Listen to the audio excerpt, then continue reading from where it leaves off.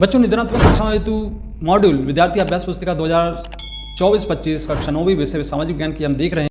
बच्चों यहाँ पर हम अध्याय 5 देख रहे हैं, आधुनिक विश्व में चरवाहे। इसके अंतर्गत आज हम 2 अंक वाले तथा 3 अंक वाले प्रश्नों के उत्तर देखेंगे। बहुत ही महत्वपूर्ण प्रश्न है, आप ये इनको याद कर लें। पहला प्रश्न अति लघुत्तरीय प्रश्नों के अंतर्गत जो कि 2 अंक में पूछे जा सकते हैं। सबसे पहले आप देख रहे हैं भाबर किसे कहते हैं, तो यहाँ पे आप लिखेंगे गढ़वाल और कुमाऊं इलाके के पहाड़ियों के निचले हिस्से के आसपास पाए जाने वाले शुष्क या सूखे जंगल का इलाका भाबर क्षेत्र कहलाता है। इसके बाद दूसरा प्रश्न है यहाँ पे गद्दी किसे कहते हैं, यह कहाँ रहते हैं, तो इसका आंसर देंगे बच्चों गद्दी समुदाय के सामाजिक जीवन। यह चरवाहे मुख्यतः हिमाचल प्रदेश में रहते थे और यह जाड़े में शिवालिका के निचले इलाकों में रहते थे और फिर अप्रैल में लाहौल और स्पीति की तरफ चले जाते थे। तीसरा प्रश्न बच्चों यहाँ पे बंजारा समुदाय कहाँ रहते थे, तो इसका आंसर देंगे आप इस प्रकार से, बंजारा समुदाय के सामाजिक जीवन, यह लोग उत्तर प्रदेश, पंजाब, राजस्थान, मध्य प्रदेश और राजस्थान के ग्रामीण क्षेत्रों में रहते थे। चारागाह की खोज में लंबी यात्रा करते थे। यह लोग किसानों को मवेशी बेचते थे और बदले में अनाज और चारा खरीदते थे। बच्चों चौथा प्रश्न देख रहे हैं यहाँ पे, प्रतिभूमि नियमावली की महत्वपूर्ण बातें बताइए, तो इसका आंसर देंगे बच्चों यहाँ पे महत्वपूर्ण बातें आप देख रहे हैं यहाँ पे नियमावली की। सबसे पहले तो है गैर कृषि भूमि चरवाहों से छीनकर खास लोगों को दे दी गई और कुछ चरवाहों को नए क्षेत्रों में भेजकर गाँव का मुखिया बनाया गया। तीसरा, जिन चरवाहों को भूमि दी गई उन खास लोगों को वहां रहने कृषि करने के लिए प्रोत्साहित किया गया तथा अनेक प्रकार की छूट दे दी गई। बच्चों अगला प्रश्न है यहाँ पर रबी और खरीफ की फसल में अंतर, तो ये आप देख सकते हैं इनमें अंतर। रबी यह फसल ठंड में बोई जाती है, यह फसल पकाने के लिए सिंचाई की आवश्यकता होती है, उदाहरण के लिए चना और गेहूं। तीसरा खरीफ, यह फसल बरसात में बोई जाती है, फसलों को पकने के लिए पानी वर्षा से मिलती है, उदाहरण के लिए धान, मक्का, ज्वार, बाजरा।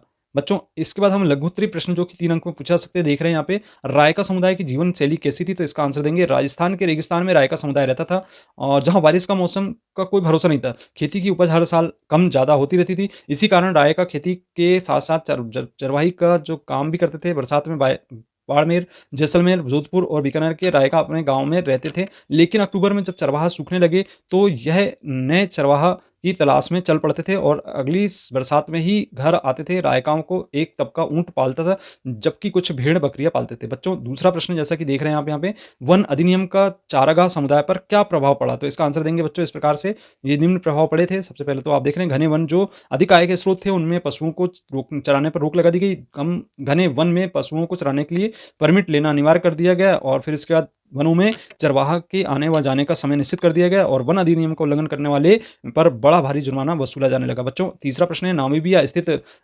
काउकोलैंड में घुमंतू पशुपालकों की शिकायत क्या थी, तो इसका आंसर हम देंगे, हम बड़ी मुश्किल में हैं, हम बस रोते हैं, हमें कैद में डाल दिया है, हमें तो पता ही नहीं कि हम बंद क्यों किया गया, हम जेल में हैं, हमारे पास रहने की कोई जगह नहीं है, हमें दक्षिण के गोश्त नहीं ला सकते और खालों को बाहर नहीं बेच सकते, ओवम वो लैंड अब हमारे लिए बंद हो चुका है, हम लंबे समय तक ओवम लैंड में रहते हैं और हम अपने जानवरों को, अपनी भेड़ बकरियों को वहां ले जाना चाहते हैं पर सीमाएं बंद है, यह सीमाएं हमें मारे दे रही हैं, जीना मुश्किल है। बच्चों चौथे नंबर का प्रश्न है, अपराधी जनजाति अधिनियम 1871 बनने का क्या कारण था, तो इसमें आप यहाँ पे देख सकते हैं सबसे पहला जो कारण देख रहे हैं, वन अंग्रेजों अपराधी जनजातियों को शक की नजर से देखती थी और घुमंतू लोगों को बार बार स्थान बदलने के कारण उनकी पहचान करना मुश्किल था। तीसरा, इन समुदाय पर कर लगाना व उनकी वसूली करना कठिन समस्या थी और इसलिए घुमंतू लोगों को अपराधी जनजाति समुदाय की सूची में रखा गया था।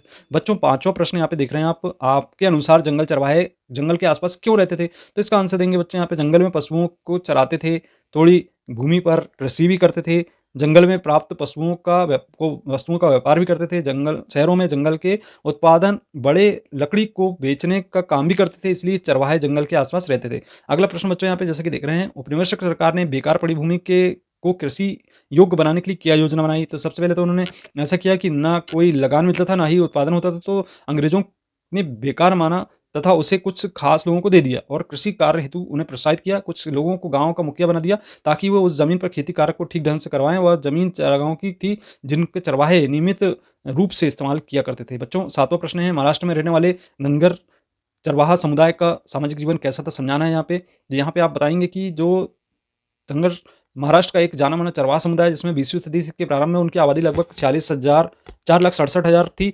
इनमें ज़्यादा गडरिया चरवाहे थे, कुछ लोग कंबल और चादर भी बनाते थे जबकि कुछ भेड़ पालते थे। गडरिया बरसात के दिनों में महाराष्ट्र के मध्य पठारों में रहते थे जो एक अर्धशुष्क इलाका था, बारिश भी कम, मिट्टी भी उपजाऊ नहीं थी और चारों ओर कटोली झाड़ी, सूखे बाजरे के अलावा कोई फसल नहीं होती थी। मानसून में यह पट्टी घगर के जानवरों के लिए एक विशाल चारागाह बन जाती थी। बच्चों आठवां प्रश्न है यहाँ पे, उपनिवेश काल में मसाई चरवाहों के जीवन में क्या सामाजिक बदलाव आए? विस्तार से समझाना तो सबसे पहले तो यहाँ पे चारागाह का कम होना।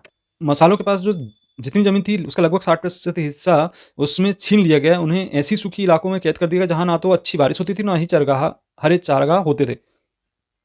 दूसरा, कृषि क्षेत्र का विस्तार। इसको बढ़ाने के लिए चारागाह को कृषि में खेतों में बदला गया, जिसके कारण चारागाह क्षेत्र बहुत तेजी से कम होने लगे। तीसरा है शिकार के लिए चराई क्षेत्र का आरक्षण। मासाइयों के लिए विशाल चराई क्षेत्र पर औपनिवेशिक काल में पशुओं के शिकार के लिए पार्क बना दिया गया।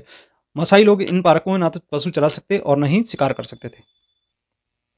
इसके अलावा औपनिवेशिक शासन ने पूर्व मसाई चरवाहों पर कोई क्षेत्र प्रतिबंध नहीं था, जबकि अब वन में आने जाने पर सीमाओं का निर्धारण कर दिया गया और यहाँ पे पहले कम वर्षा काल की स्थिति में चरवाहा समुदाय स्थान परिवर्तन के कारण प्राकृतिक आपदा का सामना कर लेते थे, लेकिन अब सीमाओं का निर्धारण होने के कारण उन्हें समस्या आने लगी और यहाँ पे मसाई समुदाय की सामाजिक संरचना को प्रभावित करने के लिए मसालों के एक मुखिया को तय कर दिया गया, जिससे कबीले की समस्त जिम्मेदारी सौंप दी गई। बच्चों, ये थे आपके 2 तथा 3 अंक वाले प्रश्न, जो कि परीक्षा की दृष्टि से बहुत ही महत्वपूर्ण है। इस अध्याय के अंतर्गत यदि आपको वीडियो पसंद आता है तो वीडियो को लाइक करें, अपने मित्रों को शेयर करें। अभी तक आपने चैनल को सब्सक्राइब नहीं किया तो सब्सक्राइब जरूर करें। मिलते हैं अगले वीडियो में। धन्यवाद।